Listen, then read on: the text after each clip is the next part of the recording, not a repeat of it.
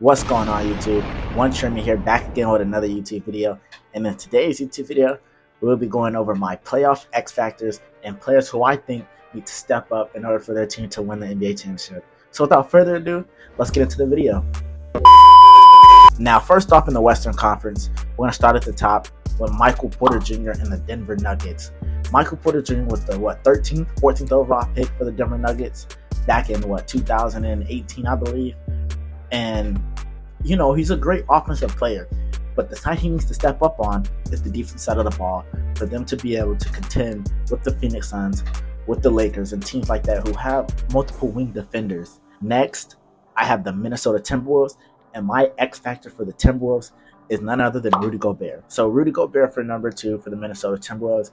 I just think Rudy needs to be able to extend his game out. I mean, not extend his game, but obviously be a serviceable offensive player. He's obviously a great rim protector, and if not the best, he's one of the best in the league at protecting the rim.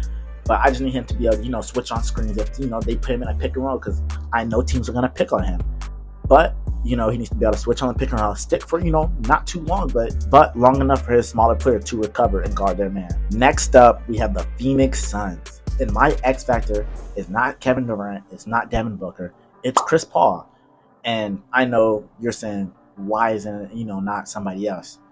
It's because, one, Chris Paul, he doesn't have a ring yet. And no, he's not going to go out there and average 20 and 10 like, Clippers CP or Hornet CP. But he still needs to be able to knock down open shots, because KD, Book, they're going to be getting double teamed. They're going to be kicking it out. So CP, he's going to be able to open up the floor a little bit and hit those jumpers. Next up, I have the Sacramento Kings. And my X factor for the Kings is none other than Malik Monk. If Malik Monk can come off the bench and give you a nice 12 to 15 points a game, I think the Sacramento Kings will be in a great position. Now, the Sacramento Kings opponent, I have the Golden State Warriors, and their X factor is Jordan Poole.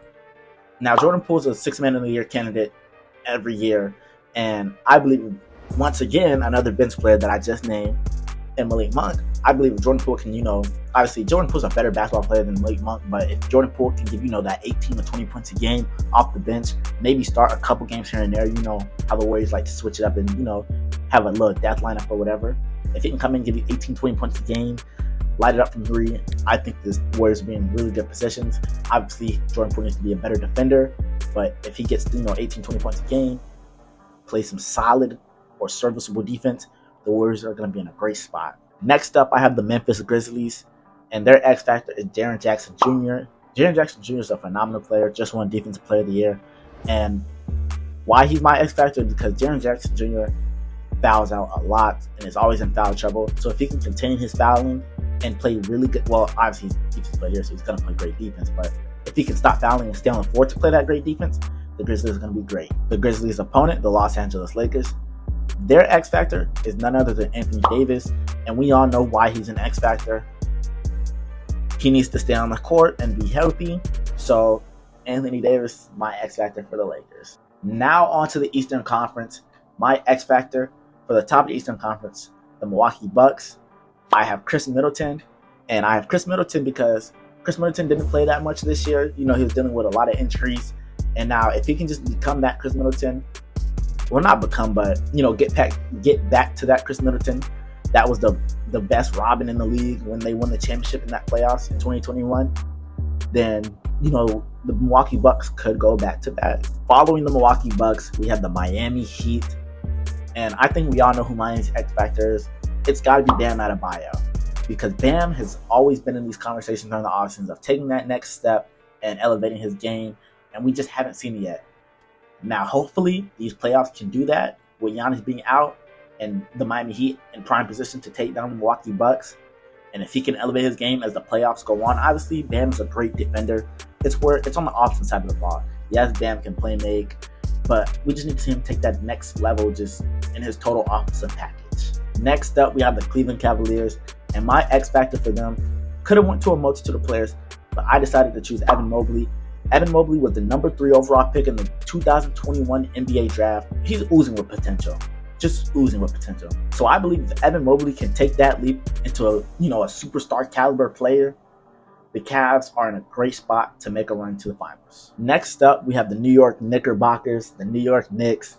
Now, their X factor for me is none other than RJ Barrett. To me, RJ Barrett's trash. I'm going to keep it a buck. But I think if RJ Barrett can, stretch the floor out, become a better three-point shooter in these playoffs, obviously defend at a fairly high level. He is a 2-3 guard. He's a two guard or a forward or a three. And become that good wing defender. If he can play a Harrison Barnes type role for the New York Knicks, I think they can, make a nice run. Because Jalen Brunson, he's the truth. Next up, we have the Brooklyn Nets, the team across the bridge from the Knicks. We've seen Mikal Bridges take a leap, so he's not my X factor. But my X factor is the player who was traded with him, Cam Johnson. Like I said, we've seen Bridges take a leap. So why can't, the player who got traded with him take a leap as well? They could be a nice young wing tandem for the Brooklyn Nets to build for the future and to, hopefully, possibly, probably not, make a deep playoff run. Next up, we have the Philadelphia 76ers. And my X factor for the Sixers is Tyrese Maxey. And just like Malik Monk and Jordan Poole, if Maxey can come off the bench and give you some, high scoring numbers and play serviceable defense, the Sixers are going to be great. Hopefully Embiid stays healthy. Hopefully Harden stays healthy. And I think they can make a nice little run in the final. To the final, should I say. Next up, we have the Atlanta Hawks. And the Hawks are playing the Boston Celtics. And my X factor for them is DeAndre Hunter. The Boston Celtics have 2 All-NBA wing players in Jason Tatum and Jaylen Brown. And if DeAndre Hunter he's probably going to be guarding one of them. And if he can hold them to a subpar game, the Hawks have a great chance of winning that series and possibly making a run to the NBA Finals. Lastly, we have the defending Eastern Conference champions, Boston Celtics. And now, my X factor for the Boston Celtics is none other than Robert Williams. Robert Williams III, big man. Now, if Rob Will can stay healthy, be a great defender, protect the rim, protect the basket, the Boston Celtics will definitely be able to make it back to the finals. Now, if you guys enjoyed this video, don't forget to drop a like and subscribe. I'm One Trimmy, and thank you guys all for watching.